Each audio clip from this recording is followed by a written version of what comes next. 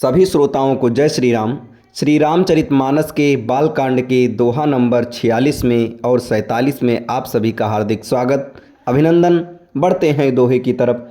प्रभु सोई राम की अपर कोई जाहि जपत त्रिपुरारि, सत्य धाम सर्वज्ञ तुम कहाँ विवेक विचारि।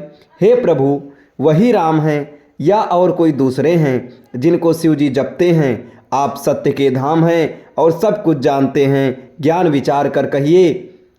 जैसे मिटय मोर भ्रम भारी, कहूँ सो कथा नाथ विस्तारी। जाग बलिक बोले मुस्काई, तुम्हें विदित रघुपति प्रभुताई।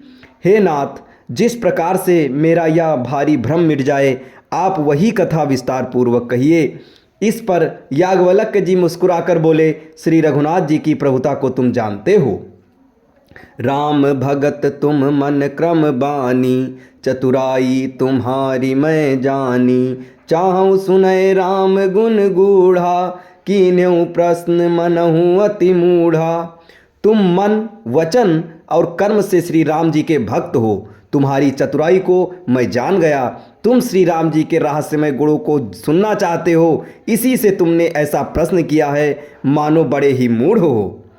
तात सुनहु सादर मनुलाई, कहूँ राम कै कथा सुहाई।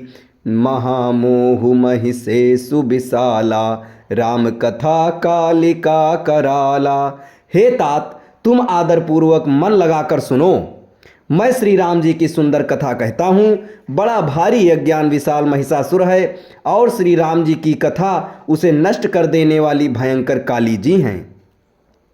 सती का भ्रम, श्री राम जी का ऐश्वर्य और सती का खेद।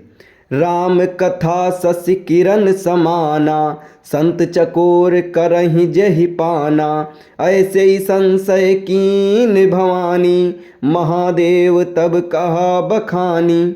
श्री राम जी की कथा चंद्रमा की किरणों के समान है, जिसे संत रूपी चकोर सदा पान करते हैं। ऐसा ही संदेह पार्वती जी ने किया था। तब महादेव जी ने विस्तार से उसका उत्तर दिया था। कहूँ सुमति अनुहारी, अब उमा शंभु संवाद। भयउ समय जहि हे तुझहि, सुनु मन मिटहि विषाद। अब मैं अपनी बुद्धि के अनुसार वही उमा और शिव जी का संवाद कहता हूँ। वह जिस समय और जिस हेतु से हुआ, उसे हे मुनि तुम सुनो, तुम्हारा विषाद मिट जाएगा। एक बार त्रेता जुग माही, शंभु गए कुंभज ऋषि पाही। संग सती जग जननी भवानी, पूजे ऋषि अखिलेश्वर जानी। एक बार त्रेता युग में शिव जी अगस्त्य ऋषि के पास गए। उनके साथ जगत जननी भवानी सती जी भी थीं। ऋषि ने संपूर्ण जगत के ईश्वर जानकर उनका पूजन किया। राम कथा मुनि बरज बखानी, सुनी महेश परम सुखमानी। ऋषि पूछी हरि भगति सुहाई, कहीं शंभु अधिकारी पाई। मुनिवर, अगस्त्य जी ने राम कथा विस्तार से कही, जिसको महेश्वर ने परम सुख मानकर सुना। फिर ऋषि ने शिव जी से सुंदर हरि भक्ति पूछी और शिव जी ने उनको अधिकारी पाकर भक्ति का निरूपण किया। कहत सुनत रघुपति गुण गाथा, कुछ दिन तहाँ रहे रघुनाथा। मुनि सब विदा मागी त्रिपुरारी, चले भवन संग दक्ष कुमारी। श्री रघुनाथ जी के गुणों की कथाएं कहते सुनते कुछ दिनों तक शिव जी वहाँ रहे। फिर मुनि से विदा मांगकर शिव जी दक्ष कुमारी सती जी के साथ घर कैलाश को चले। तेहि अवसर भंजन मही भारा, हरि रघुवंश लीन्ह अवतारा। पिता बचन तज राजू दासी, दंडक बन विचरत अविनाशी।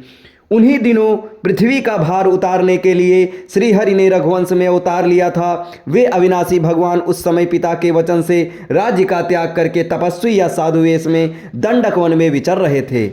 अब इसके आगे की दोहे और चौपाई आपको अगले वीडियो में बताई जाएगी। तब तक हमारे साथ बने रहें। धन्यवाद। जय श्री राम।